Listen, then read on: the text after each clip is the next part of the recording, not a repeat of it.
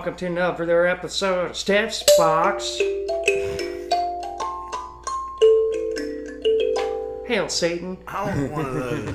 Oh yeah, here. That's some witchy shit right there. You got, what the fuck? You got a dream catcher on to make all your dreams come true? Oh no, it's not mine. Is one of my hippie bandmates left it over, and I told him I found the dream catcher offensive because that's not my tribe. Are you Native American? Yeah, like a quarter Cherokee. Really? Yeah. Oh, okay. But yeah, I went to the Reds for the first time and saw them wearing like Sioux, Plains Indian headdresses for the tourists, and I'm like, oh, that's fucking disgusting. But yeah, I can't do anyways, that. We're here with Billy Raim, stand-up comedian, your local tech support guy. Yeah, I'm not gonna be able to stop touching that. I love musical instruments, and I can't. That's almost like a fidget spinner. Right. Yeah. See, I never learned how to play flute. I did get a half scholarship to UNCG for music education. Damn, girl! Get it. Yeah, no, I don't have the saxophone set up or flute's the latest instrument in my long line of ways to waste time and money. Sorry, I'm gonna interrupt you. Don't stop anything, but I finally got an answer about getting on the list tonight. Oh, who's hosting? Caitlin. Oh, Caitlin. Ah. This is. I'm at a. How long have you been doing stand up, Steph? Well, I don't. It's okay. Yeah, I started the first week of January 2020. Okay. Yeah. So, you're going to hit this thing. If you keep doing it, which you probably will, because you are funny. I've laughed at what you did, and I like your style. Thank you. So, I have a feeling, you can tell somebody, I've been doing it a long time. We were just talking about back, I forget, and this is going to be my 11th year. Right. And I've had the biggest roller coaster with it because it was a career. I did have a booker, and then me being an addict and a drunk completely fucked that up. Fucked everything up. I burnt the whole castle to the ground and had to start over. Yeah. Luckily, I was even better when I got sober. So I noticed that too when I quit drinking this year. Yeah. It was the first time I'd been on stage sober, probably in 25 years, because I've been performing as a musician for 30 years. Yeah. So the comedy thing, I didn't have to worry about stage fright or finding my voice or anything. It's just okay, just make sure I tell the jokes, and there's just there's a lot of little shit to learn along the way and get better at writing and. Trying to overcome autism long enough to make eye contact with people to let them know that you're not an alien. Fuck eye contact. Fuck eye contact. If you feel like you need to stare at a fly buzzing around, you do it. That's the thing. People worry too much about. I've never cared about how I look. Yeah. On stage, I've. Oh my god! I remember one time I was in this place where it was in Green. Oh, it was the old Idiot Box. In Greensboro. I was doing a show with a friend of mine, and I wasn't even paying attention, but I have this thing, when I get nervous, I put my hand on my stomach and kind of pat my fat belly, but I wouldn't realize... Just a comfort move. Yeah, it's like a comfort move. I do it when I'm extremely nervous, which is rare because nothing really makes me that nervous. Right. But I also have a thing to where, I'll go down and grab my junk. Skin-to-skin contact, and I did it on stage, and I'm telling a joke, going like that, and then James Hodge, who is a comedian from Greensboro. You pulled a Giuliani. I pulled a Giuliani. I was just adjusting. Yeah. But I was I've known James Hodge since I was 13 years old. We've been friends forever, and he's a headliner from Greensboro.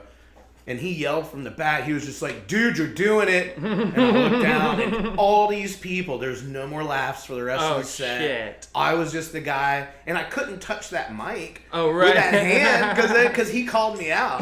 That's what friends do. He was just please, God, don't touch the mic with that hand. And I'm I'm not. And then I didn't have anything else. Oh, no, that's a way to interrupt a train of thought. Yeah.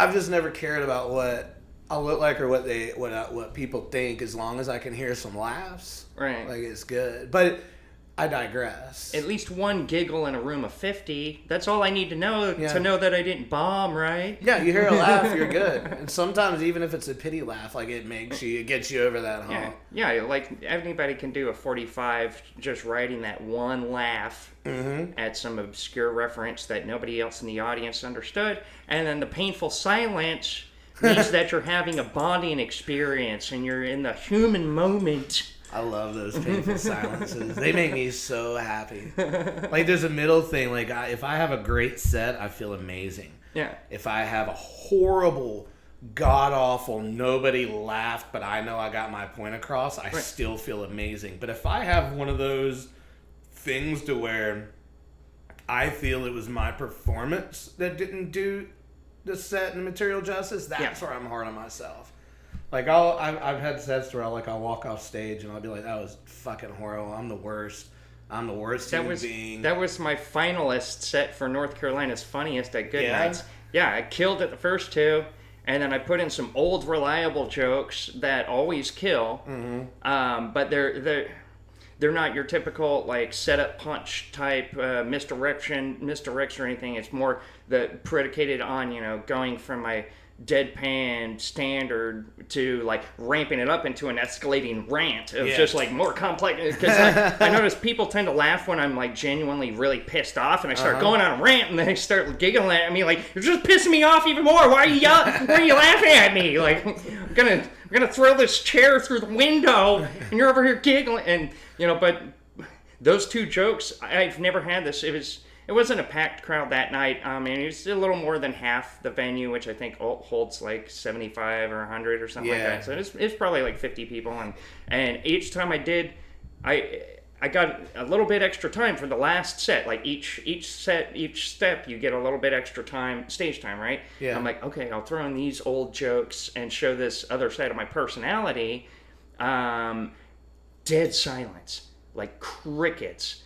And it's right after like I start yelling and I tend to like close my eyes and just go into this thing and I hated it. Man. Hated it.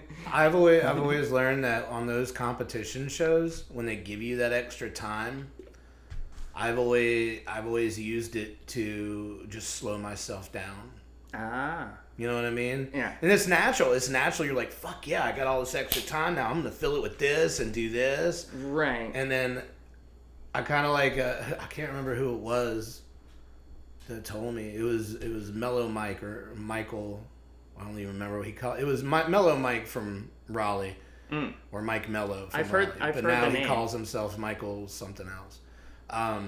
Good guy, amazing guy. But he told me one year Michael Winslow. He's doing sound effects now. No, God, I love Police Academy movies. I tried to get my 14-year-old to watch one of those the other day, and he was like, "This is stupid." I'm like, "You're stupid. Go to bed. Get out of here. Don't tell me my childhood was stupid." Yeah. Fucking Minecraft lover. Fuck off. Right. Go play some Fortnite. Yeah, if he can't even. He's not even allowed to play Fortnite. Oh, really? Yeah, we don't allow his mom. Their mom is the most amazing human being I've ever met, an amazing mother, and she has these expectations and values that at first I found silly. No masturbating till marriage? Right. Well, no, she's actually cool about that stuff. Like, the boys are now 11 and now 14. The 11-year-old is like taller than me, and the 14-year-old's my height.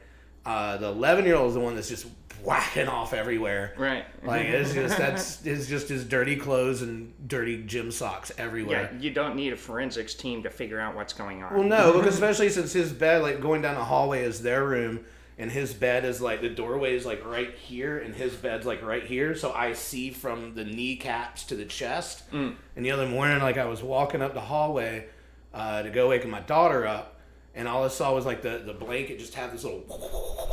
And it's like, oh goddamn, come on, man, close the door. And they don't close their door. I'm just like, anyway, I probably shouldn't talk about them whacking it. Yeah, that's your future stepdad. Like that's. Yeah, well, they already call me like their stepdad, and nice. I love them. They're great, man. I forgot what I was gonna say before. Oh, she does this thing like you can't play video games that have guns in them. Oh, I like see. you have to play something that sparks creativity. That's not a bad policy, No, actually. it's not. Like he plays like some like Destiny 2 with me, and then like there's a couple other things that he'll play, but he's just so like into Minecraft because that's what him and his dad do. Oh yeah. That's all he does is play Minecraft, wow. 24 hours a day.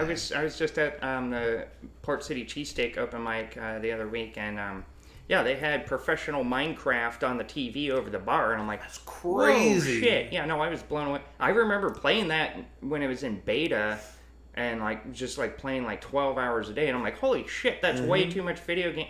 And you know, I mean, I'm a professional video game tester and designer at this point, and that's still too many video game hours. I can talk about video games all fucking day. Oh yeah, that's what I went to school for. Was really? Oh man, I love video games so much. Like I do you know much about like PCs and components and things? I'm not a gearhead really. Okay. Like I'm more on the software side. You know, like I'm trying to like figure out because I have my gaming PC. So when COVID hit, I decided that I was going to give streaming a shot because I needed something to be creative. So me being the techie I am, put together this amazing you massive forgot the R rig. What? You said techie you are, but you forgot the R. Techie you are. Yeah, if you had an R, the tricky you are. Oh, sorry, that was a little too subtle. My bad. No, you got me. I made this like amazing like rig, and when I do something, I have to have like the best. And I'm not a rich man like at all, but like I bought like a great gaming PC. A friend of mine, when my other PC and all my Macs got destroyed in the hurricane in Florence, he gave me my first like gaming PC. Is it Alienware? No, it was just like he made it. It was like a generic case. It had like an old RTX 980 in it. Oh, a home build. Yeah, home build. And like a little i5, and it's a classic motherboard now, but I use that now as my streaming PC, and I use all the NDI plugins to send it through my network for that streaming, and then I have like my gaming PC with like all the OBS and all that stuff. But I had to have, like, I got, like, the nice little Logitech camera. You know, during the pandemic, there was a shortages of cameras. Oh, sure, because everybody's on OnlyFans all of a sudden. Yeah, I think I should have done that shit. Hey, there's a niche for everybody. Mm-hmm. I should have done that. A friend of mine actually had me help her put together, like, her OnlyFans. And, like, I didn't, like, film anything because I don't know. I'm like a very loyal person. Like I don't put myself in a position to where it can even look like I'm doing something I shouldn't do because I've been cheated on. Yeah, so I don't want that. Not a great feeling for someone I love. So yeah. But she was like, so what should I do this? How should I charge? And what that? And I was like, well, this is what you charge. This is what you do here. All that. Because it's really honestly the same thing as like putting together shows, producing shows. You're just producing something that's going to be there for fucking ever. Right. And I never got paid for that. But I should have done OnlyFans because I was like looking around at the pages and there was like dudes on there that was like one guy was just cooking. Yeah. He was just cooking and be like, how was your day today? And he'd sit there and pretend like he was listening. I was like, that's fucking genius. Yeah. I wish I could have done something like that, but I don't know. See, I think I fundamentally misunderstand what the platform is because I met this gal like a couple months ago. I was over at Bottega and we were hanging out outside and we were talking about OnlyFans and I was like, I don't know, I've thought about doing something like that, but I'm losing beer weight, so I kind of want to wait until I look good for the camera and everything. and she's like, oh, I did it for a little bit. And I was like, oh, how did it work out? She's like, well, I was making a lot of money and blah, blah, blah. And I was like, oh, do you want to, like, share pics? Like, you know, like your OnlyFans content pics? Mm-hmm. And she's like, yeah, of course. And she's like, okay, I'll warn you. Mine's, like, very heavily, you know, produced and altered and, like, just very, like, you know, high studio quality. And I'm like, okay, I'm going to warn you, mine's not. And this is me with an iPhone 4. Yeah.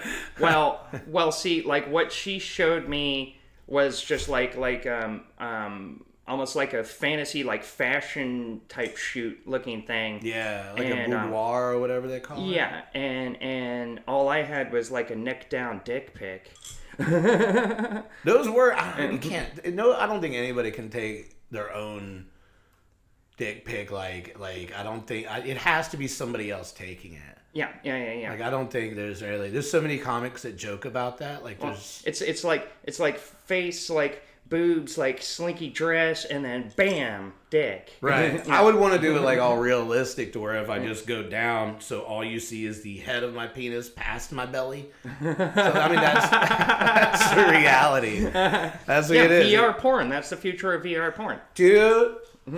I've got a 360 camera. I started like making content, but it's like one of those Steph. like first generation or second generation Samsung's like $100 camera back in 2017. So it's like pixelated as fuck, and there's no real good stabilization, and rendering times are atrocious. I'm not a big porn fan, but VR porn seriously has made me so curious about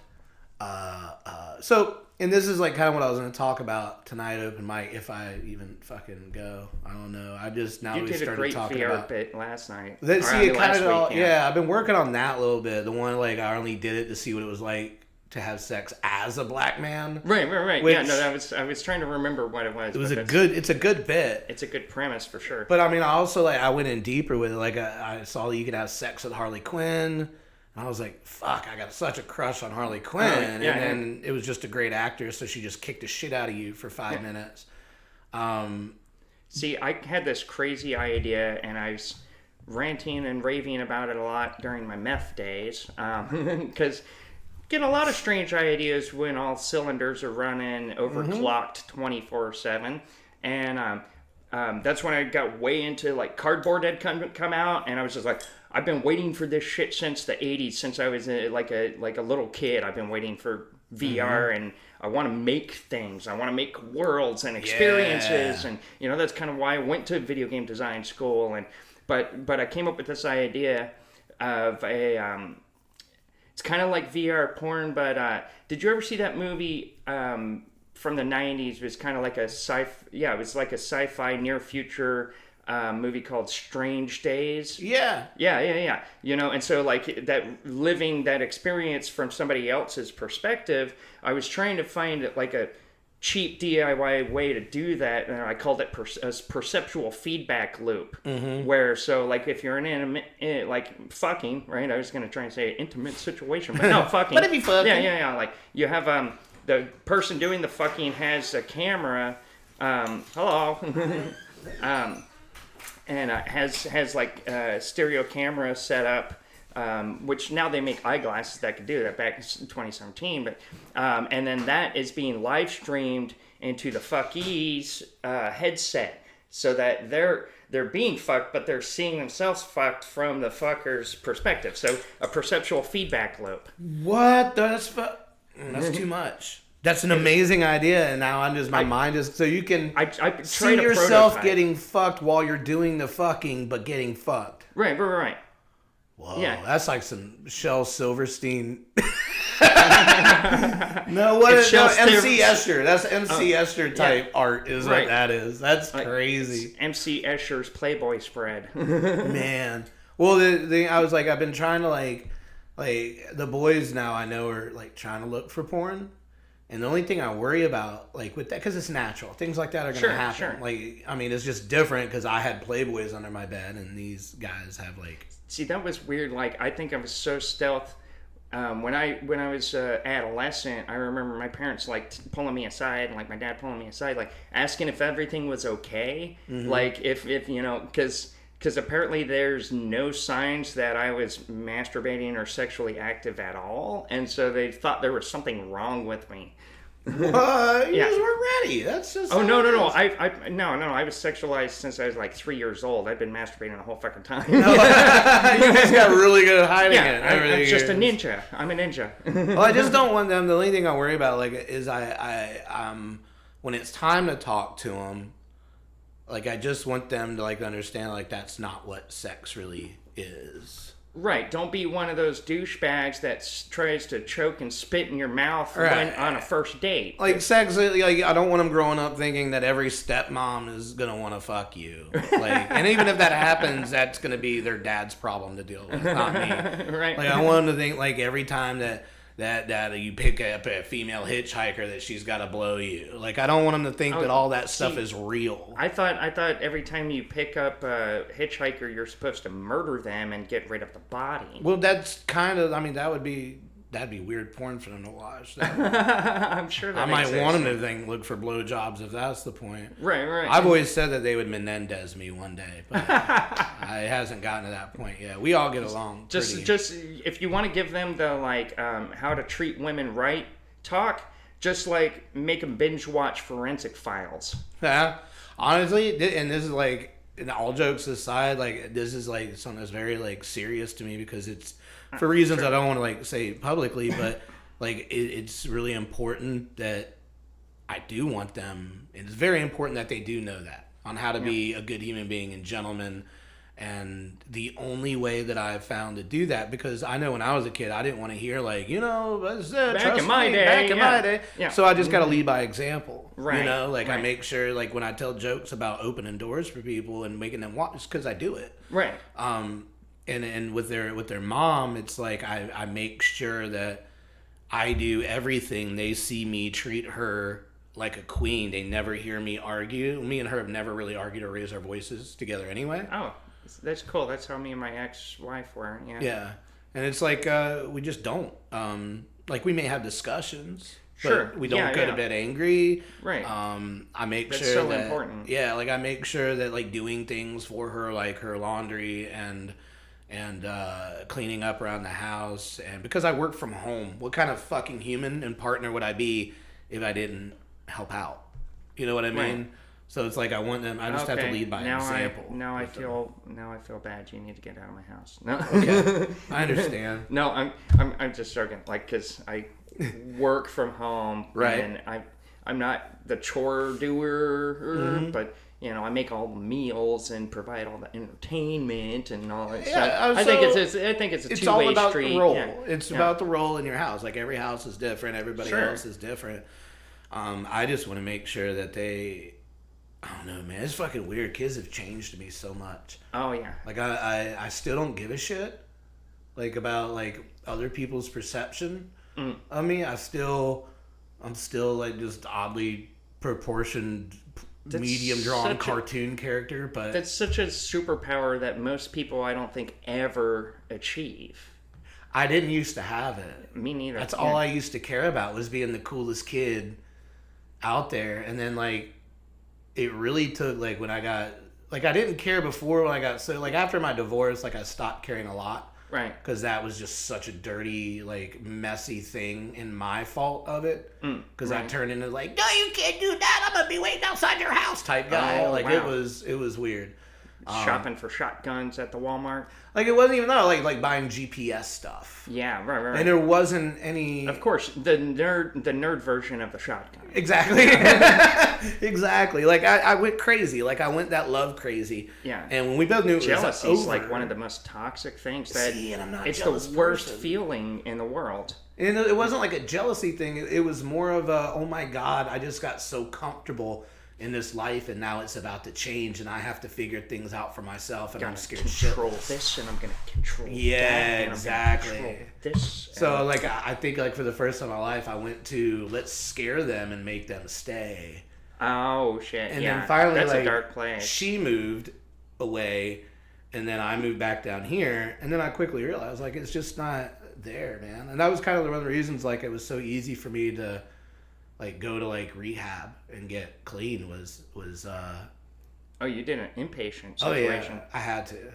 Like from if you don't mind me asking, oh, like cool. I mean, I know you're had an alcohol problem, but like what was the drug that you were rehabbing from? Well, mainly it was prescription stuff. Like I've been a drunk.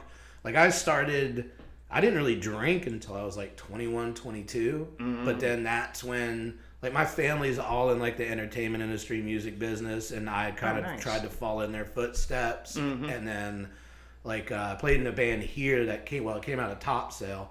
Oh wait, you play? Yeah. What do you play? Play bass. Oh no shit. Yeah. Oh, I used to be fucking. We got a jam sometime.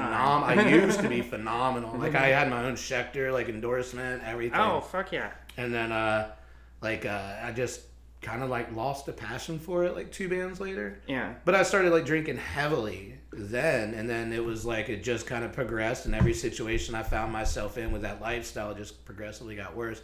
But then I started taking like Concerta, which is like a hardcore Adderall type. Right. And then Klonopins. Like oh, this doctor in Myrtle Beach was just you were taking like a speed analog with a mood stabilizing seizure medication. Like, because I take Vyvanse and lamotrigine or Lamictal, like for ADHD and for epilepsy. Yeah. And I had a girlfriend when I was stepdad for a while, like in my early 20s. Had a girlfriend who was epileptic and told me about Klonopin and was like, fuck that drug, it changes your personality. I would just like disappear for days on end, just going on drug-fueled sex benders and not even know what was going on. And I will. The thing is I love drinking. Like I still love the taste of beer. Every now and then I'll have like a non-alcoholic beer. Like if I go to Dead Crow, right? Like they have like a really good non-alcoholic beer that reminds me of like the old Hefeweizens I used to drink. Right. But like I don't have cravings for alcohol anymore. It's been over 5 years, so it's like. Congratulations! That's awesome, dude. Appreciate it. I mean, I still like. I know who I am. Right. You know, I know I'm a drunk. I know that I can never. My kid will never have to say my dad was a drunk. She'll never know me as that. I know so. Like I'm not ever gonna drink alcohol again. I know that. Right. Crystal meth, on the other hand. That's okay. No, but it was like I would just drink so much, and then this doctor in Myrtle Beach, when I was with my ex-wife before we got married, like I went to the doctor one day for an earache, and then someone told me like, it was a club I worked at. I was doing like lighting and production, and the owner was giving me Adderall every day to make it through the day. So I'm like, I want my own Adderall. So she told me what to say. I went to some urgent care doctor in Myrtle Beach, and the next thing you know, like I got like this hardcore Concerta and 5 milligram Klonopins out of the blue. So the more I drank, the more I would take. Those interact. Yeah, I would take the Concerta, which was like Adderall, which means you can drink twice as more. Right. And then I would start abusing that, and the next thing I know, like it was just a thing, and I didn't really realize it till like 8 years later. It was actually on this street. I woke up at 803. My car was through the fence. So a few houses down from this place here. Yeah. Like in the same cul-de-sac? No, not the same cul-de-sac. Up near Kerr. Oh, okay. Is it? No, it's not Kerr, Wilshire. Oh, wait. Okay. It's up not near too many Wilshire. details. Like I don't want to get doxxed someday, especially when idiots are calling for groomer blood. It's up near MLK. Right. And that's MLK in Atlanta. Yeah. So it was up the street here. But no, I woke up one morning and my car was like halfway through the fence. Like I was in the backyard naked. And then like my 2 best friends that were the reason I moved back here, I called them. They're like, dude, we're not doing this anymore. Like, go get help or we're gonna get help for you. And so I did. So that day I called my family and told them what was up, and they had no idea. So then I went in for 28 days. No idea at all? They had no idea. Oh, wow. Like, I just didn't. I was one of those people that I was just an asshole and miserable all the time anyway. Yeah. So I didn't drink around them. Like, I didn't, like, whatever. So, anyway, yeah, it's been 5 years. They'll never know that, but, unless they watch the podcast. Well, now they know everything. Yeah. Like, I'm pretty open with them now about everything. I don't hide anything. I think any of us types who have hit rock bottom at least once. I've had a number of rock bottoms for a variety of things. I just have an addictive personality. I don't know what. Oh yeah. But oh yeah. But I think people that have hit rock bottom have a certain perspective that you don't see in other people. And that, like, tend to be just, like, open. Like, there's no secrets anymore. Like, I don't have anything to hide because I've already felt more shame and guilt and regret and embarrassment than I ever could have anyways. So like just being yourself and being, you know, there's, you got to be brutally honest with yourself in order to like recover out of rock bottom. So I think once you do that, it makes you more of a sincere person in general. You have to embrace humility. Right. Like humility, people are so scared of being embarrassed. That's where we were. It blows my mind. But I can't. Humility is the most important strength you can have, to embrace humility. So I mean, I really don't. That's whereas like I don't care what people think about it, like, you know, all that stuff. But at the same time, it's like I don't want to. I don't want to have my kids see, like, my kids, they know I do comedy. Like, they know that a lot of my jokes are based around things that I come up around them that happen and don't happen, like, because that's just writing. Sure. But it's they've never seen my sets, but at the same time, like, I have to separate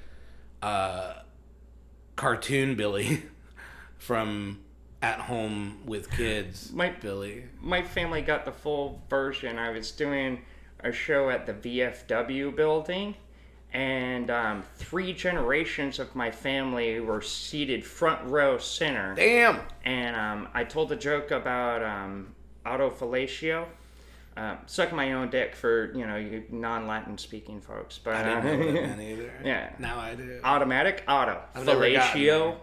You know. I've never gotten there. Yeah. Well, I used to, you know, when I was younger, I was in martial arts, and I was like very flexible, and you know, like you know, I was just joking with someone the other day, you know, like, oh, because they're like, oh, this comic, you know, has a big dick, or that comic has a big dick. I'm like, it doesn't matter. Everybody in town knows that I have the biggest dick out of all the comedians in town. But you know who has the biggest dick out of all the comedians in town? Jack motherfucking Nelson. That guy's dong is huge. Now, Zach Burke will tell you it's his. Right. But, yeah, no, Zach Burke was the name that came up. Zach Burke and Steve Mars were the names that came up. I don't think Steve has a big penis. I'll tell him that to his face. I don't think he has a big penis. I think it's probably average. Right. Because he's got... He doesn't have like a big dick energy. He's got I'm a nice guy. Right. That will caress you with what I have and do a good job. Energy. I was there for his first square off and a fist fight. Like, who was that with? Some random hobo that was in the Bodega when I was hosting open mic. He told me about that. Yeah, no, he turned it into a joke, and I come out with a pink taser and run the guy off, and like. I love Steve so much. He's Jack used to at the Old Dead Crow in the basement. Did you ever go there? Yeah, that's where I started. Okay, so when me and Jack used to be like 2 of the main regulars. That would be like a couple times a month on the weekends, and we used to do a lot of shows together. And before, I love Jack so much. He is seriously one of my favorite human beings in the whole world.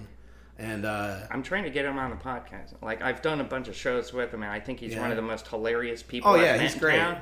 But I don't know. Like on a social level, like it hasn't progressed beyond, you know, friendly acquaintances at this point. Yeah, you just gotta ask him. I'm sure he'll be down. Oh yeah. He's but he used to wear these jeans and he's a really small dude. He used to be like very, very skinny, like you would want to like donate 25 cents a month skinny. I was that way too, yeah. And he used to wear these pants, but his dick, I had a picture of it on my phone forever because I had zoomed in and took a picture and put it on my profile pic on Facebook. But his dick seriously went down like 4 inches, 5 inches soft down through his pants. Right. And it was like a goddamn cucumber. Right. And I was like, I don't understand. He was like, it's just what I got, man. He was like, I'm kind of self-conscious about it. I'm like, why would you be self-conscious? But the thing is, in all of his material, you know, when he talks about being bi, like, his line is being bottomed, but he's walking around with this like weapon of mass destruction. He like, knows he no, can't you're use gonna take it. I won't take it. I'm just gonna dish this 10 inches. Gonna thrust this into whatever orifice you allow me to. He's so funny. But don't get near my butt at all. Don't even look at my butt. That just made me excited to actually go to open mic because I haven't seen Jack in like 2 months. He hasn't been coming out to the mics. You know, and I get it. Like, when you hit like a certain point, like I've learned that like I don't have to go to mics, but I've been so non-social. Yeah. And I took such a long break away from comedy, like in the past few months. Like it just hit a point where I was like, I knew I had something so toxic in my life that I was miserable. Right. Like miserable, and I could not pinpoint where it was coming from. Mm-hmm. So I had to get rid of all the things that were non-necessities. Mm-hmm. Like I was working at the club every weekend doing sound. Like See, no more of that. That's exactly how tech support handles problems. Right. Just one thing at Isolation. a time. Like, have you tried turning it on and off again? Okay, that doesn't work. Okay, let's make sure you have the right drivers. Mm-hmm. Okay, that's not working. Let's pretty much. Yeah. So it was like months of like just me, just being a dad. And preparing to be a fiance and just taking care of business. But I started slowly adding things back in. Right. And comedy is like one of those things like, I don't do it as a career anymore. It's just something I have to do. It's like therapy. Yeah. Like I have to do it. That's how I feel about all my creative pursuits. It's exactly. It's compulsion. It's like if I was doing what I do creatively just in day-to-day life, as in like, you know, like polishing every doorknob and flipping the light switch on and off, people would say it's a disorder. Right. You know? Yeah. And that's the only difference is there's like something to show for it after the fact. Mm-hmm. Like I just have to do it. Yeah. And it's now that I've gotten that back in there, like I feel a lot happier in general. Which is good, because if you're a miserable person and you're trying to be a father at the same time, it just doesn't work. That's how you get trickle-down economics. Right? Yeah. Yeah. It just, you know, I forgot what I was saying, because then I just started thinking about Jack's penis. Right. I know. I mean, now I feel a little envious that you've seen. You know, I haven't seen, like, his penis. Right. But, I mean, I might as well have seen his penis. Okay. Which is fine. Well, when he does come on the podcast, I'll make it a point to, you know, make sure that everybody gets to see it. Of course, on YouTube it'll have to be blurred, but you know. You could just tell him, and just be like, Billy Raim says you have the biggest penis, right, out of any Caucasian man he's ever seen, and it's true. I think he does. But what were we talking about before dicks? Oh shit! I don't know. That's pretty much my day-to-day, just like the nonstop thought process. You know, it's like other thoughts that don't have to deal with dicks. Those are the intrusive ones. Nuts and butts. Oh fuck! I don't even remember what we were getting into. Well, we were talking about like comedy and toxicity, and you're trying to like, try and break down, and you were talking about like.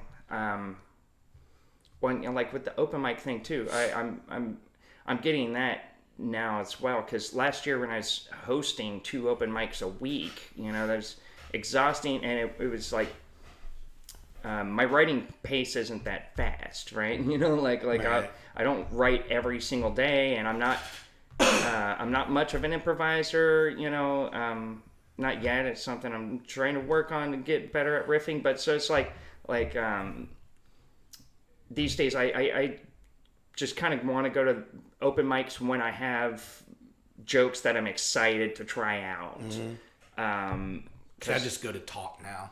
Yeah. Like I have nothing for tonight. Like I have one premise. Yeah. And other than that, like it's really just to, because it doesn't, man, this has always been like a pet peeve of mine. When people worry about being one of the most popular or top local comedians in a local comedian scene, it's like it just doesn't make sense to me. Like you got to worry about the audience. You don't worry about what other people like look at. And that's why I don't go up and riff with just a couple of loose premises, because I care more about the audience. Just doing it, like me just getting on stage and being in front of people, like I'm more comfortable on stage in front of like a few hundred people than I am like one-on-one. Oh, right. You know what I mean? Like, I get it. Like I don't get nervous one-on-one, but I have my words much more prepared. Yeah. You know? There's less of a chance for me to say something completely idiotic and stupid that makes me like if I say something kidding around against my beliefs one-on-one of somebody that really doesn't know me, right, is a lot different than I say it in front of 200 people that are expecting to hear something outlandish that they probably know isn't true. Right. Like, it's the whole cancel culture thing. And I worry just more about now is because I just don't want to embarrass, like, my family. I don't care about that. Well, I mean, it's like, I used to not care, and, like, I didn't care. Well, like, you're talking about the family that you're starting, your new family. Right, like my fiance, I don't have that. I'm just talking about the family I grew up moms, with. dads, uncles, and no, whatever. They blew me for 42 years. Like, that doesn't matter. Right. But, like, you know, like, my fiance is, like, a school teacher, like, a well-respected, like, toddler Montessori school teacher. Right. And so, like, since we've gotten together and, like, moved in and had a kid together and we're going to get married and, you know, the whole fucking white picket fence fairy tale, I guess, that's not going to be a white picket fence. In fact, it doesn't even have grass right now. But it's like, I don't want me to say something on stage or just one-on-one. That's why I don't go to her school functions. Because I don't want to talk to other parents and say something stupid because I have no filter. Right. Like, but if I... Like, it's hard to have a filter if you do comedy long enough. Right. Well, there was one night that, like, her boss, the owner of the school, came to Dead Crow, and then a bunch of other parents were there, too. And I started telling, like, my normal bits, doing all this. And it was great set. It was wonderful. But then all the parents started talking about how... my fiance, like, sure, did you see her boyfriend or whatever? Like, he was saying some pretty stuff. Edgy stuff. Right. And then, like, one of, like, the directors or whatever had to go to my fiance about it. And and then she was like, then the owner heard that the director had to go. She was like, I was there. He didn't say anything bad. Yeah. Like, that was just Billy. Yeah.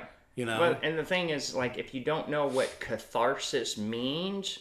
you need it more than anybody else. Exactly. Yeah, just like chill out and relax, people. Like I don't know. This whole culture of like canceling stuff is fucking asinine. It's so silly. I mean, you remember in the 90s because you just told me you're 42. I just turned 41 in June, so nice. we're like the same fucking generation, the lost generation. Mm-hmm. Not quite X, not quite millennial, just like somewhere we're in the between. Jinko generation. That's what we are, as the Jinko generation. Right. We're just remembered by those exorbitantly large pants with too many pockets. But you remember in the 90s there was a surgence of political correctness and language and on university campuses, and you know, like Bill Maher had a show, Politically Incorrect, and there's that Jeremy Piven National Lampoon PCU movie with David Spade, which I think that was a great movie. I loved PCU. That George Clinton song at the end, "Stomp," is like my go-to fucking George Clinton song. And, PCU was a movie that didn't get respect until like 8 years later after it was made, and it was. Did it get a cult following? I don't know. Yeah. I had it on VHS. I used to watch the shit all the time. Oh yeah. I love that movie. But like when you put that, when you look at a movie like that now, which was trying to like call out this burgeoning cancel culture, you know, mentality, like it looks so charming and innocently naive by comparison to today's social landscape. Mm-hmm. And if you think about it, generation-wise, all the actors in that movie that were making all the protests and were enhancing that cancel culture are the age of the parents. Like, it's a generation thing of how, you know, like you being like my age, you know, like when you grew up, you just left your house and you didn't come back until... Like, I had to be home with the street lights. Kid. Right. Right. So it's like, it was different. Like now it's like, my kids rarely leave the house. Right. There's just pedophiles on every single corner just waiting to snatch up your kids. Yeah, everybody's a pedophile. You can't go anywhere. I mean, I'm transgender, so apparently that's my full-time job, is just snatching up kids. That's what I heard. Yeah, I know, right? You know, yeah. I've been looking for kids this whole time. Yeah. There's none here, and I'm highly disappointed to not see kids in cages. Well, I don't know. Maybe ask Matt Gaetz about it. Okay. Yeah. She's got plenty. But no, it's like the parents that raised those people in that movie would now be the age to have kids that are doing all the freaking out now. Right, so right. that's how they were. So like David Spade and Dana Carvey Fly on the Wall podcast, you know, like you hear like the way they're talking about it, it's like, okay, well, if it's bad then, but okay, so here's one of the things that really bothers me about it.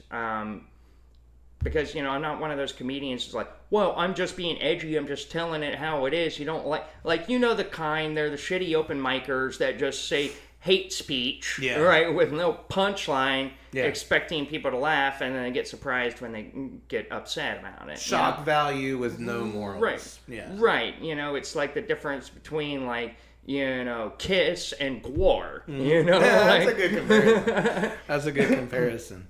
One has artistic merit. You know? Do they?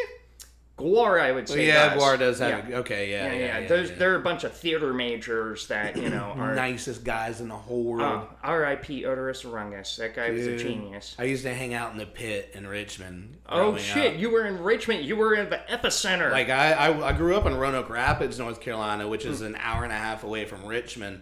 So when like Strike Anywhere and like all the early 90s punk bands, Lagwagon and all them were coming up, and Gwar was just really starting to hit and get like decent costumes and like that's when like the Pit opened up. We used to go like see concerts, punk rock shows in Richmond, and then we'd always go back to the Pit and just sleep on the floor in the basement, and it was awesome. Like those guys still like I don't even know they would remember me now, but I did work for them in like 2012, 2013 at the Norva in Virginia when I was just doing like local stagehand stuff. Right. And then they walked in and I still had my long hair then, and they were just like, yo, Billy, what's up? I'm like, oh my God, I had no idea you, like, I always remember you pissed on my trash can like 4 times. I'm like, yeah, I kind of did. I missed like 3 or 4 different opportunities to see Gwar. Yeah. Both in like the Southeast and in California, and it was always the same fucking story. Somebody knows I like Gwar. They have an extra ticket. They invite me to go to the show. They're gonna pick me up, and the day of the show, they just flake no call, no show. And I'm like, okay, well, now I need to feed you to the world maggot, you know? You definitely, if you have a chance to go see Gwar live. I don't want to see him now without a odorous. Like, I don't. Yeah. I don't care about their replacement personality. Although, well, the chick that replaced him the first time, she got fired in what, like a year? Yeah, it wasn't because she that was long. drinking so much, and like, if you outdrink Gwar to the point that they fire you, you're kind of, They weren't fucked even up. really that big of partiers. Right. Like, they had the persona and they had the theatrics down for it, but they were one definitely. You could talk about, like, Renaissance art. Yeah, with for them. sure. Yeah. And they would rather sit there with, like, a glass of scotch, sip on it all night, and talk about art with you than to just rage. Oh yeah, no, I get that. That's what's so genius about it. Like, a lot of people never got the irony of it. That people don't fucking understand satire at all. It's like, no, they don't. Like, you hear Christians go on and on about Satan this and Satan that. It's like, okay, well, that whole, like, okay, first of all, Satan is a Hebrew word. It means the prosecuting attorney, right? He only appears in the New Testament once, and the whole idea of him being this goat-legged asshole that drags souls to hell, like, that didn't exist until some 14th century Italian dude named Dante made it up in a book called the Divine Comedy. You know, it's like, it was a fucking joke, and everybody just ran with it because they didn't get satire then either. I'm impressed that you actually know all of this accurate. Yeah, cool. Oh, autism. I have kind of like a Rain Man memory. You know, I never think of that. Like, ever, like, I have a lot of people, like, in my life, like, around, like, family members, friends, and I just don't ever think about it, because for me, like, I think, and this is, oh God, I hope this comes out right, I think the thinking of the world in general is completely fucked up. I think people who are on the spectrum are actually correct. Like, I think autistic human beings are actually the ones that are able to analyze everything correctly, and everybody else is just a fucking joke around them. That's really how I feel. Because, well, and would you consider yourself neurotypical? So what? Neurotypical in that? I mean, elaborate. Well, okay. I mean, yeah. So first of all, I tend to agree with you. When I was teaching music before I moved here, like when I was teaching music in LA, I specialized in teaching special needs kids music that were a little more shut in, and we're dealing with more intense symptoms. Though I don't like calling it that. Right. I mean, I was kind of nonverbal until I was like 15 and started drinking beer, you know, and so being able to, like, it's basically like having all your sensory perceptions just turned up to 11, you know.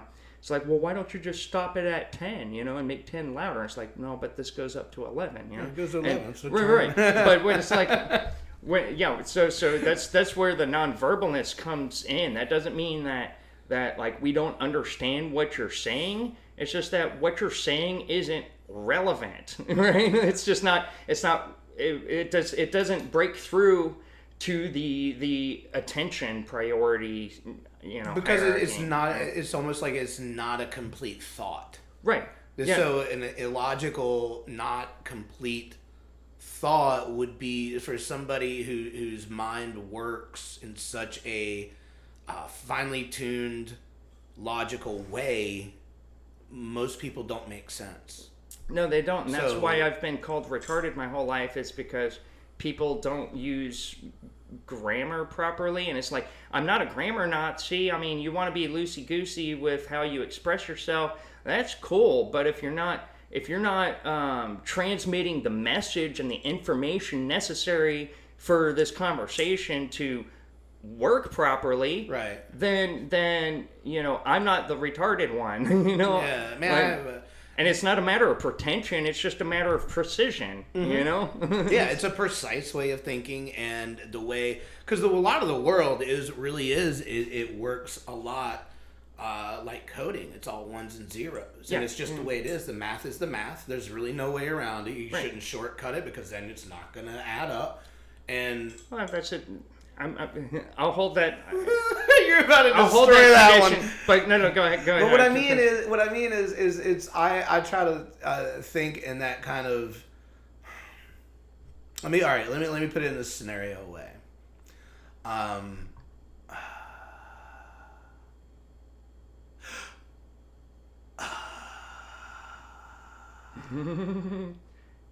What I mean. That's very eloquent. Thank you. Yeah. See what I mean? No, it's just, I like what I mean is you're just speaking in like frequency patterns, just in that one like static waveform. Like all the fluctuations, the peaks and valleys. And like I've got to go. Yeah. But like I get what you're saying. I don't know what I'm saying. Like I just had a very good analogy or example scenario. I'm sorry. No, you're good. Go ahead. Interrupt me, because I'm just going to sit here and can't think of it. Yeah, go ahead. Well, I was just interrupting for comedic effect, which is a little selfish. No, you're fine. Well, it's your podcast. You get to do that, because I'll do it on mine. All right. Well, I'll have to be on yours when you have one. When I have one. Yeah. But yeah, okay, so I'll go back to the shortcut thing that you were saying. It's like, works like programming language where, you know, it's a linear step-by-step, you know.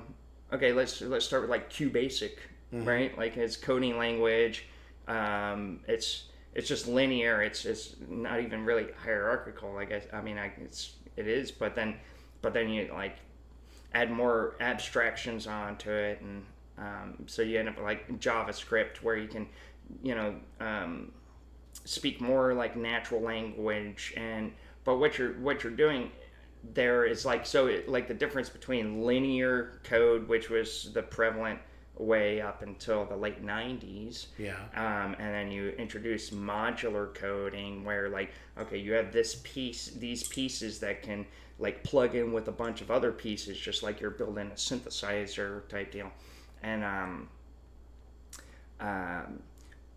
so I would say that that's a shortcut, right? That's instead of doing everything step by step in a linear procedure, you're trying to do as many things simultaneously as possible by adding these layers of abstraction that can interconnect with other modules, right? And so I think like in a lot of I'm not going to speak for autistic people because it's a spectrum. I mean, like I've known, there's no one way, but a common thread that I've noticed is that what seems like intuitive guesswork, and sometimes it even feels that way, like jumping from, like F to P, right? A, B, C, D, wait, okay. Like, and I used to get in trouble at school all the time for like skipping steps, even though I was always getting the right answer. It was like, no, you gotta show all of the steps. And I was like, well, I don't know how to explain it to you muggles, like it's just like intuitive leaps all the time that just I think it has to do with like a predictive quality, like I don't know, maybe a processing speed thing, or like because neurosis and just being hyper energetic all the time, just feeling like you're bursting out of your skin at any given moment. That's kind of a common thread. And so like I autism, I think people say, it's not a superpower, stop trying to make these marginalized people feel, like they're better than the rest of us. And it's like, well, I'm not saying that's the case, but I think there's a lot of circumstantial evidence pointing to us being like a divergent evolutionary path that have traits that have been selected for over the course of civilization, which before, when we were doing the like Stone Age Neolithic, monkey shit, like those traits we don't need as much as that. I'm not saying we don't need any of it, because we do, but that's less selected for the more modern society becomes, because I mean, if we completely got rid of those traits, then we wouldn't having like the bigger dick foreign policy thing in action, right? Right. It's it would be more of a straightforward negotiation and government style of just doing things that were right, really. Or just do it like robot jocks. God, wasn't that the name of the movie back in the 80s? It was the early 90s. Yeah. Oh my God, Steph! I love that movie so much. God, I remember sitting when it came on HBO. I saw it first on a Saturday morning at 10 o'clock. And I was like, what the fuck is this amazingness? And then they tried to rip it off with like the Rim, Pacific Rim. Right. No, Robot Jocks, man. Yeah. They need to remake that. Fuck me remaking Roadhouse. Remake Robot Jocks, but bring back the sequel and the same goddamn actors. Well, and the whole premise is just like, okay, your president and your president, they don't get along. And they probably don't even get along with all the people they're supposed to represent. Doesn't matter. Put them. You're going to take all that military defense spending budget, going to put it to make the biggest, baddest robot suit you can, like a couple skyscrapers high. You put that fucking little prick president in that cockpit, that little prick president in that cockpit. I mean, maybe in a remake it'll be progressive, so, that little prick female president in that cockpit, and you just have them spend all of the military budget right there in a no-holds-barred Duke Nukem punch-out. I'm so gonna play Mech Warrior tonight. You just like now that movie made me love robot games. Oh, yeah. Like, and I was just like, I had to get Rock'em Sock'em Robot out after that. Like, man, that Robot Jocks. I gotta find that movie online and watch it again. That's like that memory was stirred. I've been watching a lot of Red Letter Media stuff recently. Because once I showed Mark the Mr. Plinkett videos that started it all, which I was just. I get so worked up talking about the goddamn prequels. It's subsided a little bit, but I still come across people of a younger generation. Like one of my old like Will-O-Wisp groupies from Los Angeles, like hit me up and we're talking about the Orville and the new Star Trek and the Orville I love. The new Star Trek has been totally destroyed by J.J. Abrams and his fucking production company. So? I can't. Well, I mean, there's a lot to unpack there. Yeah. Actually, can we pause here and then we'll pick up in just a sec? I just got to use the head. Yeah. Do you think? Oh yeah, you're good. I'm good. I'm fine. Okay, so yeah. What I was saying about J.J. Abrams. Okay, well, first of all, like the prequels. Old groupie.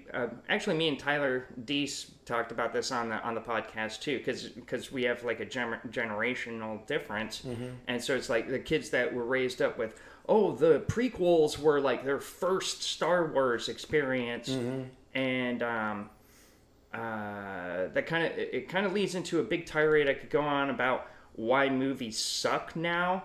Because they're written by 20-year-olds that don't understand how storytelling works, and all they know is what they've seen and try to copy that. Yeah, and it's like I can sum up every like Star Wars prequel movie. I can sum up every Harry Potter movie. I can sum up pretty much any big budget movie made in the past 20 years. This happened, and then this happened, and then this happened, and then this happened, and then this happened, and then this happened, and then there's like a big thing, and we're like boom, and then like this thing, and then it's done. Yeah. It's like a little kid telling you a story, like a 5-year-old, like, trying to tell you about their day. And most of those franchises have no continuity to them anymore. Like the Marvel universe is the only thing I think franchise-wise in the past 20 years has actually kept continuity. Right. To it. Like even Star Wars is just, the continuity now is just fucked. Yeah, someone was asking me like how much, she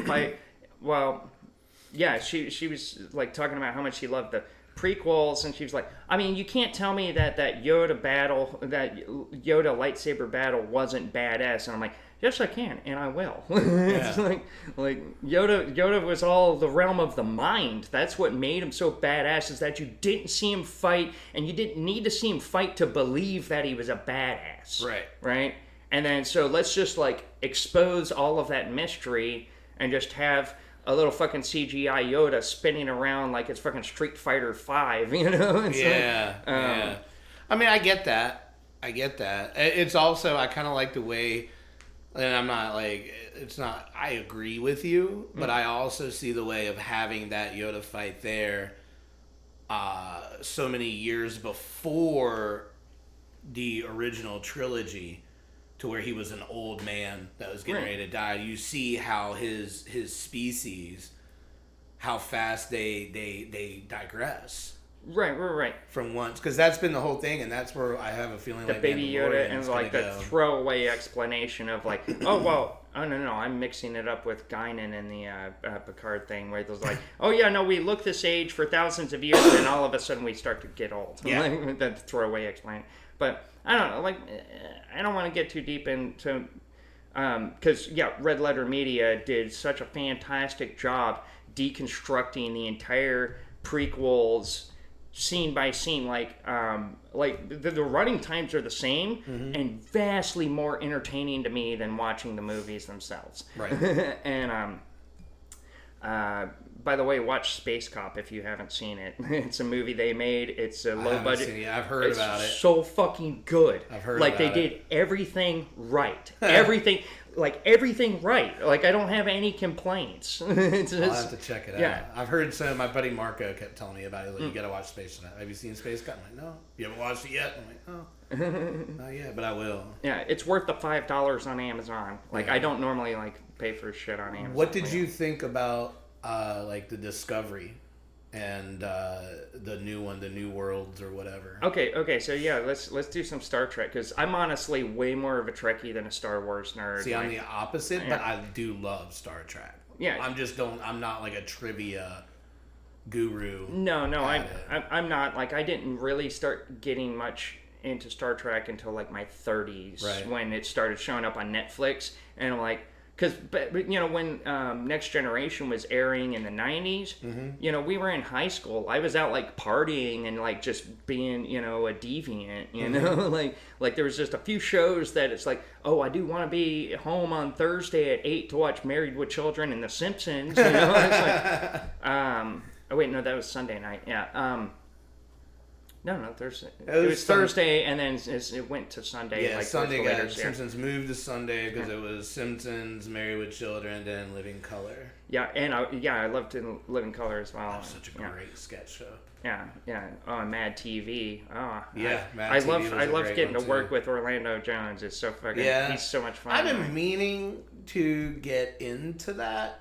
I see. The thing is, and this kind of takes us back to like when we first started talking, right? Is I've been doing. I love when that happens. I call back. Yeah. I've been doing comedy for so long, like, and that's exactly what I was talking about before we got on all the porn and stuff. Yeah. That like I don't have to go to an open mic to work on new material. I can do it during a paid feature set, whatever. Right. Just I know how to work it in to go. I kind of do it in my head, and it tends to work. Right. How it was in my head, from the beginning, from day one, and I don't like telling people that because it comes off as pretentious, but it's just the truth. Oh, I mean, I'm very arrogant. Like, I know I'm good at what I do. I'm not arrogant. I'm not pretentious. I'm confident. I'm jaded. That's a different form of confidence. That's what it is. It's I'm humble because I know that I'm not doing this as a career anymore. I just have to do it. Right. But at the same time, I'm a veteran that if I decided to do it, let's just say tomorrow my fiance and kids decide that I'm a piece of shit and I don't want to be around anymore, I would have a fallback plan and I would go do comedy full time. I would go through the grinding and the living in the car and all that. Like, I would have no problem doing that. But when it comes to, like, as long as I've been doing comedy, it's one of those things to where... Now I forgot where we got me right back into this. What did you say right before I went back? You were talking about, because you were saying you've got to plan it out and do exactly what you were... The verbatim style. But, what... Like we were... See, but these are the kinds of conversations I have all the time. Like, I have conversations in a spiral. Yeah, me too. And it's, I like to take the scenic route, and, it was something I was saying that I'm not going to do that. Like, I'm so jaded that I've been doing this for so long that you said something, and I was like, oh, that's just something that's nice because I don't have to do that anymore. So I was saying... more of a Trekkie than a Star Wars nerd, and then hamster cannons. Hamster cannons was after that.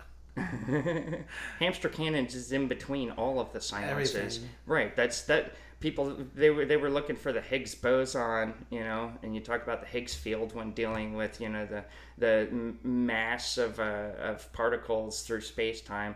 And but it's really hamster cannons in between the Higgs bosons. We're never gonna find what I was looking for, am I? I'm never gonna find it. Maybe. It was such a good point too. Oh, I lost it. It's cool. You asked me a question, so I'll answer that, which was about the new Star Treks. Yeah. And J.J.Abrams did to Star Trek what he did to Star Wars. Like, I mean, he's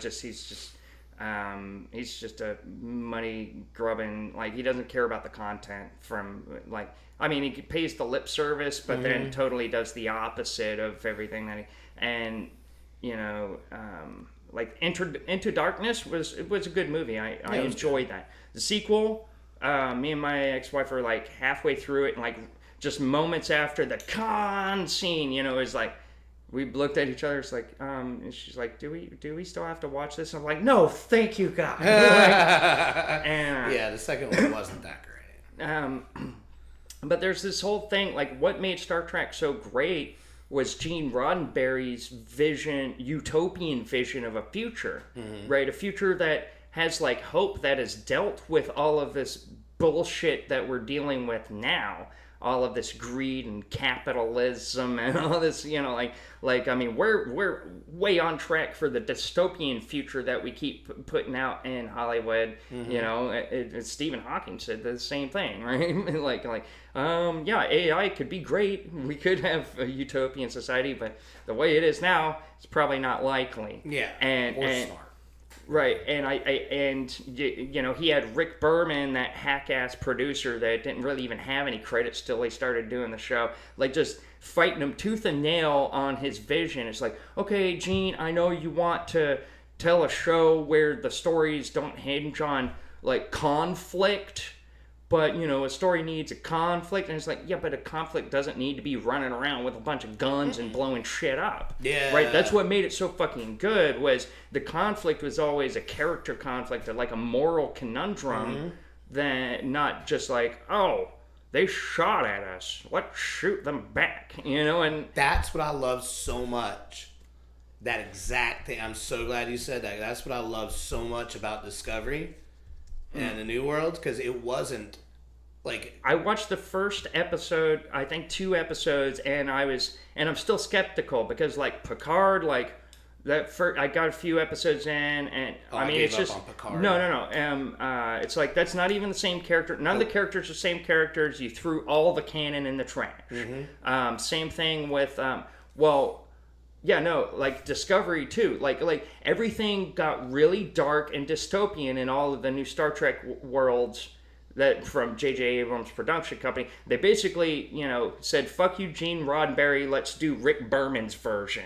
Start with the second season. But New World seems promising. New World is fantastic. That seems promising. That actually seems like the closer to the next generation, which in my opinion is the best. I mean, Deep Space Nine was good. Yeah. Voyager was good. I never finished Deep Space Nine because by the last 2 seasons, like, it was just so convoluted and there's so many plot lines. Like, if you trying to watch it on Netflix, if you didn't watch it regularly, you'd go back and like, what the hell's going on? What like, all these little side shits. But the first couple of seasons, fucking Quark's one of the best Star Trek characters of all time.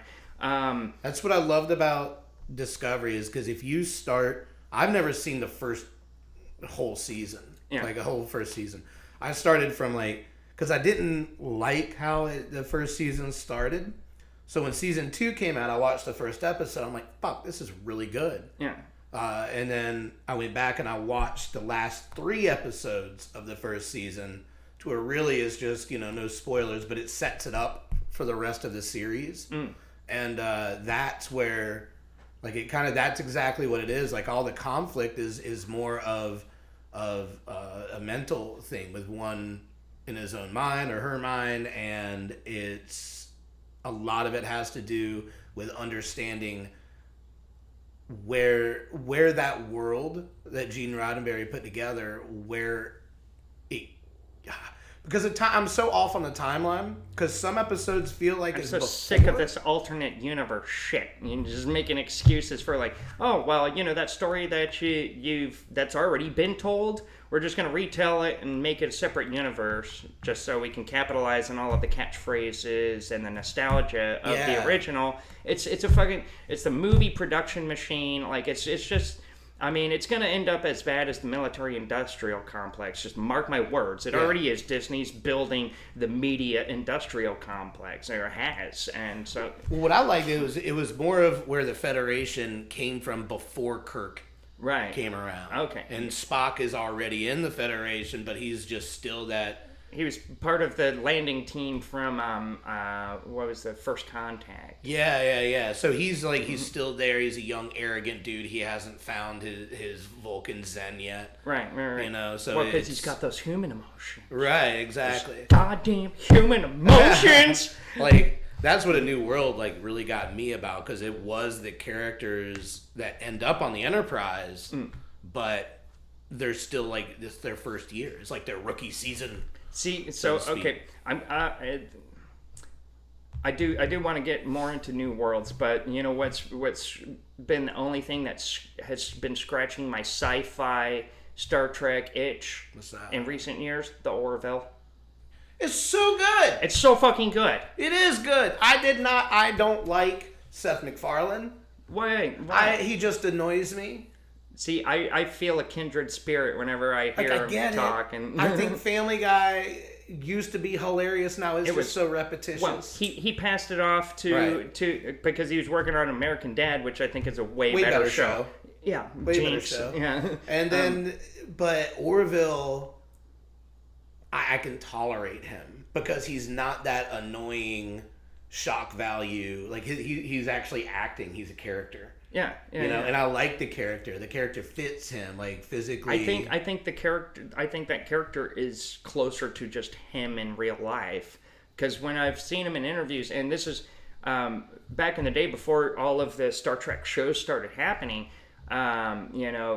he's been an outspoken Trekkie, like a huge TNG nerd, and he had the whole cast in for an episode, which is fucking hilarious, by the way, a Family Guy, where Stewie's driving around the cast of Next Generation, taking them through the drive-thru, and they're just acting like a bunch of spoiled children, it's fucking hilarious.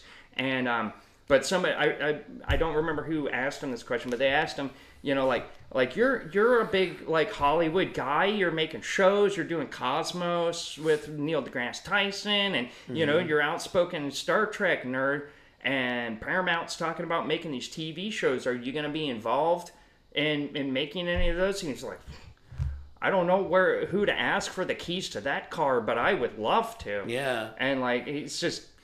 Yeah, he's been outspoken about I want that utopian society. I have that vision too. I think we could have that if we stop being so shitty to each other and focus on what's beyond, not getting embroiled in all the shit. I'm paraphrasing a lot of that, but that's just the personality that I get from him, like altruism. Which I know a lot of people don't know what that word means these days, but right.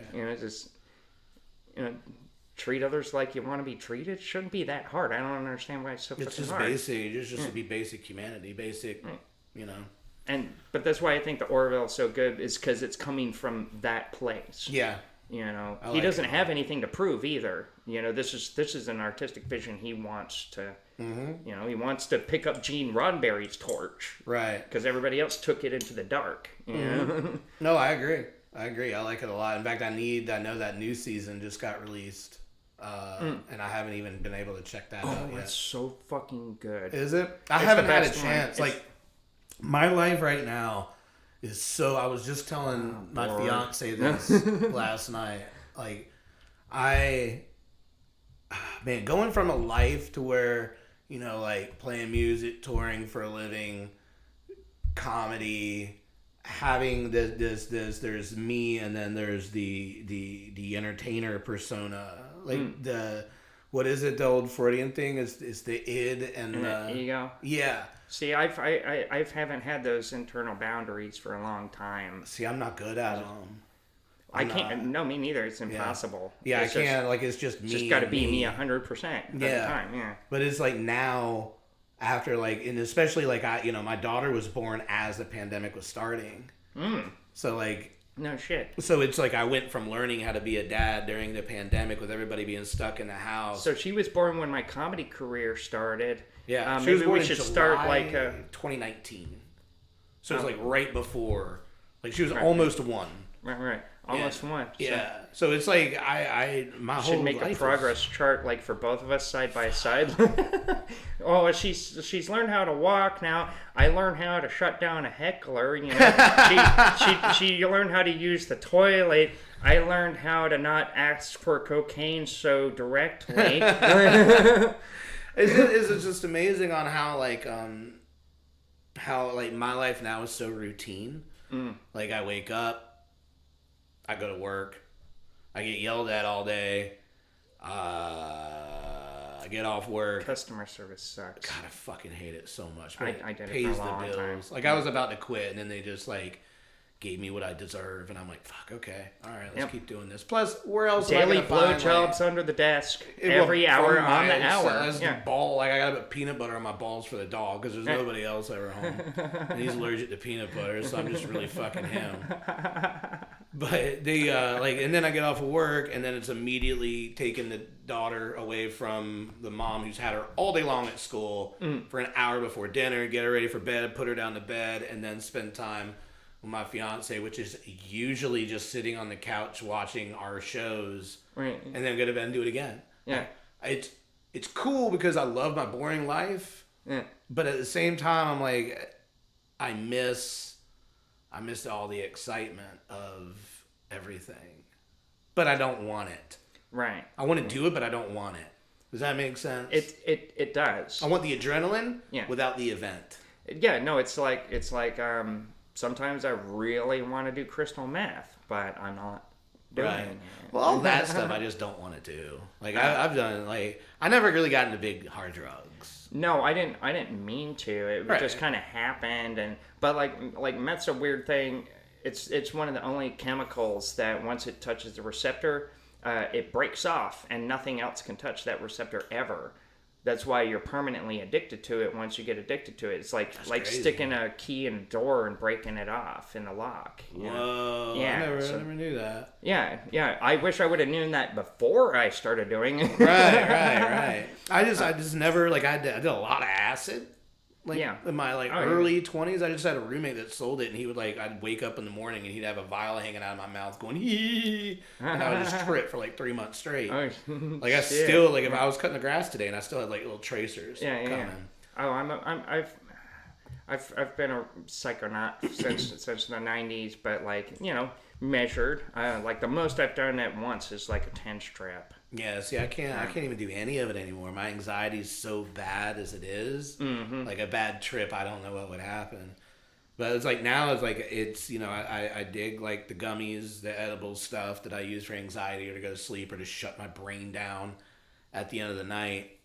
But other than that, it's if I can't find a use for it to benefit me besides getting high, then I just don't find a point in doing it anymore. Exactly. That's psychedelics I use spiritually, medicinally, I'm not trying to sit there and just watch cartoons all the time. All right. Sometimes I might. Sometimes that's what my soul needs. You know. Thursday nights I do. I will. If my fiance goes camping, she goes camping with her girlfriends a lot, and they do hardcore 40-mile hikes through wilderness with bears and shit, and I don't do that.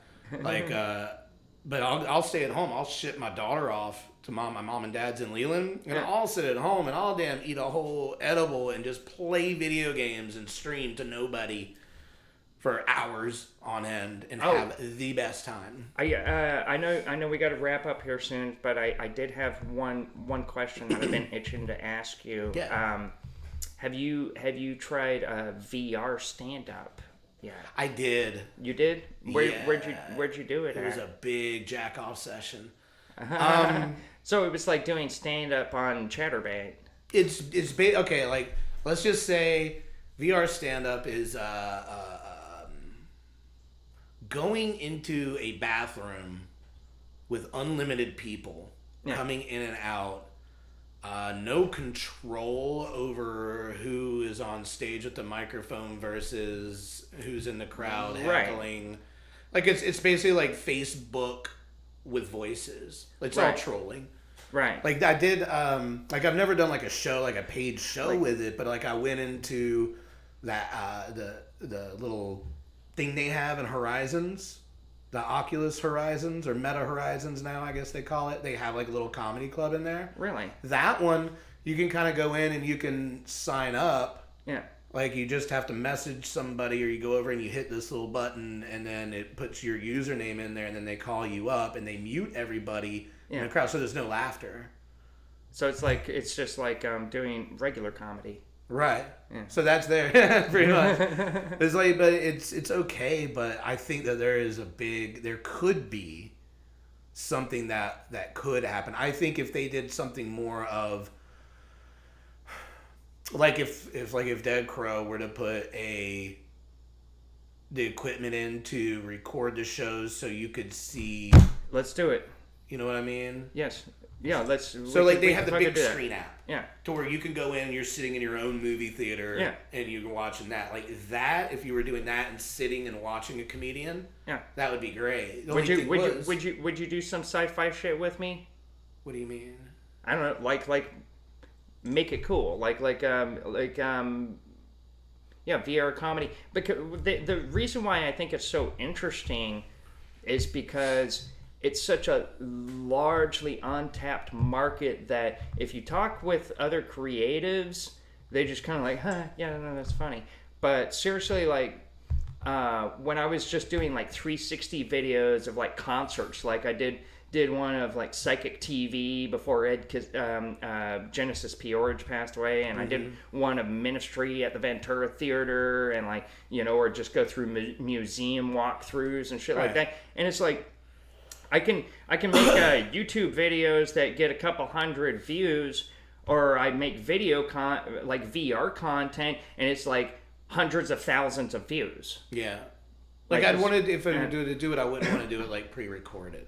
Like it would be live. Like you buy a ticket to the event, and that was actually like when I designed the new Crow room, installed everything in the showroom. Oh, you did the audio setup in the new room? I did all the audio, video. Only thing I didn't do was the lighting. Timmy had the lighting up before I got there. Okay, I do have one recommendation. Oh, I don't do it anymore.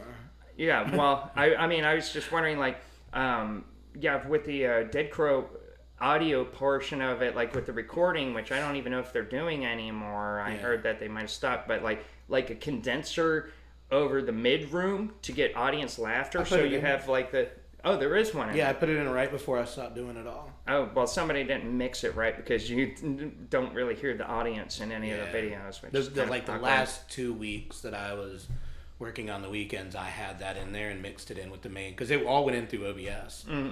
And then I had that from the camera, so you could have the audio upstairs in the green room, and then I just took that, ran it through as the audience mic, and then had the board mix going as the primary. Okay. And it sounded really good. I didn't have time I didn't want to do it anymore. Yeah. It was so time consuming. I gotcha. You know, and it was worth it. It was I do miss that extra money.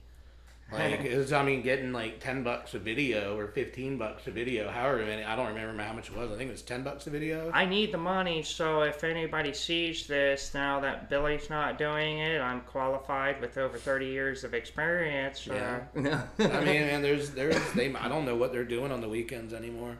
Yeah. I haven't really talked, like this past 3 weeks going back to open mics is the first time I've actually talked to anybody. Like I cut everybody off. Right. When you have to like filter out toxicity and isolate where it's coming from, you got to cut everything off that's not mandatory. Like my job, paying the bills, is mandatory. I can't cut off my fiance or 3-year-old daughter or stepson's parents. Right. That stuff I knew was where the toxicity wasn't coming from. So then you isolate it and start adding things back and right. You know, whatever. But VR, I think it would be is a good market. But I don't know if the technology is there yet to fill the market as profitable. Right. So that's where my head goes. You know, I mean, I call myself a programmer, even though like I've not done like paid jobs as a programmer. I've been doing it since the 90s, and you know, it's just, I guess it's more of a hobby, but I know how to, like, I'm a designer. Yeah. Right. And so like I can design flow charts and you know, design docs and things like that, and I can show out, okay, this needs to work this way for, you know. And I think like what you were describing with the meta comedy chat comedy room, you know, like while there's no control over who's coming and going and who's talking and who's not talking, and you know, and the fact that, you know, it's like, okay, well, this one has it muted so people can't like chat and heckle, but then you don't get the laughs. And so I mean, there could be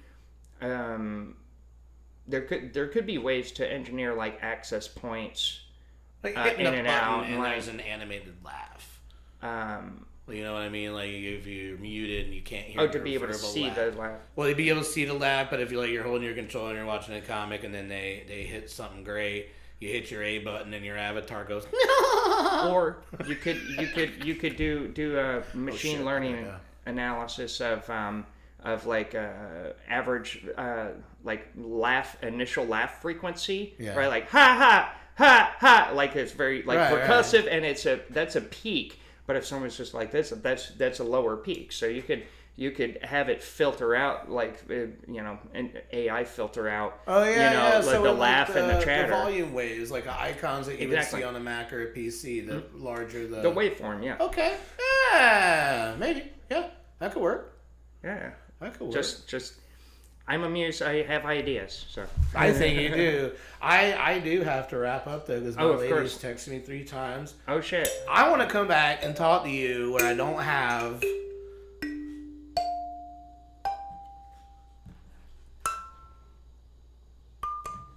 where I don't have to like run off at some point. You're fun to talk to. Likewise, I feel like I made a new friend tonight. You did make a new friend. I've always thought we were friends. Cheers. Like I just don't. I'm not that sociable anymore. Right. You know what for I mean? obvious reasons. Yeah. Like, well, I mean that is just I don't have time. Like the only people that I care about every human. I like all people. Same. I want people to do right, but I don't fucking care. Like, you know what I mean? Yeah, we're at that age where you have to kind of be more particular about who you let into your sphere. Yeah, absolutely. My circle is nothing negative. Like I don't allow it in. Same. I made a mistake this week. Like someone's in pain, you gotta answer the call sometimes. You do. I do it all the time with people in recovery. I still work with people that are like in programs, early recovery, and I'm not usually the best person to talk to because I'm really a realist about it. Same. That's kind of where things escalated because I don't tell people what they want to hear. I just say what I feel like needs to be said. Yeah. Just It's like I can't tell you what to do. I can only tell you what I've done and the way I look at it, and hopefully you can gather something from exactly. it that benefits. It's the horse to water. But well, awesome, Billy. I hope you have a really great set tonight. I'm not gonna be out tonight, but I don't blame you. But gonna get in and out. But yeah, let's chat or hang out more. Yeah. And I'm so glad that you're on this fucking showcase that I'm putting together at Yes. next month. Thank you. I'm so excited. Yeah, this is gonna be fun. It's gonna be fun. Thank you for letting me do that time and coming out and playing. It'd be fun. Yeah. I'm excited. I'm glad they told me about it. Yeah. Right. Hail Satan. Hail Satan. Billy Raim, everybody. Fuck yeah.